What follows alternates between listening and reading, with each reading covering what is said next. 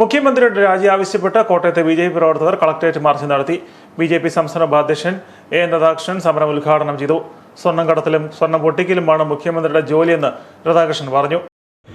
നമ്മുടെ സംസ്ഥാനത്ത് ഒരു ഭാഗത്ത് ശ്രീമാൻ പിണറായി വിജയന്റെ നേതൃത്വത്തിൽ, ശ്രീമാൻ പി ജയരാജന്റെ നേതൃത്വത്തിൽ, ശശിയുടെ നേതൃത്വത്തിൽ സെക്രട്ടേറിയറ്റ് കേന്ദ്രീകൃതമായി സ്വർണം പൊട്ടിക്കൽ കേന്ദ്രങ്ങൾ പ്രവർത്തിക്കുകയാണ്. വേറൊരു ഭാഗത്ത് മലപ്പുറം കേന്ദ്രമായി അൻവറിന്റെ നേതൃത്വത്തിൽ സ്വർണ്ണക്കള്ളക്കടത്ത് നടക്കുകയാണ്.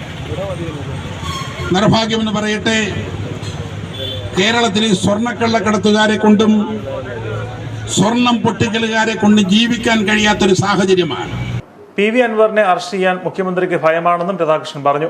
കേരളത്തിന് അവമാനമായി മാറിയ മുഖ്യമന്ത്രി രാജിവെച്ചൊഴിയണമെന്ന് അദ്ദേഹം ആവശ്യപ്പെട്ടു. ബി.ജെ.പി. ജില്ലാ പ്രസിഡന്റ് ലിജിൻലാൽ അധ്യക്ഷത വഹിച്ചു. Ettumanoor Radhakrishnan, advocate Jayasuryan, T N. ഹരികുമാർ, നോബിൾ മാത്യു തുടങ്ങിയവർ പങ്കെടുത്തു.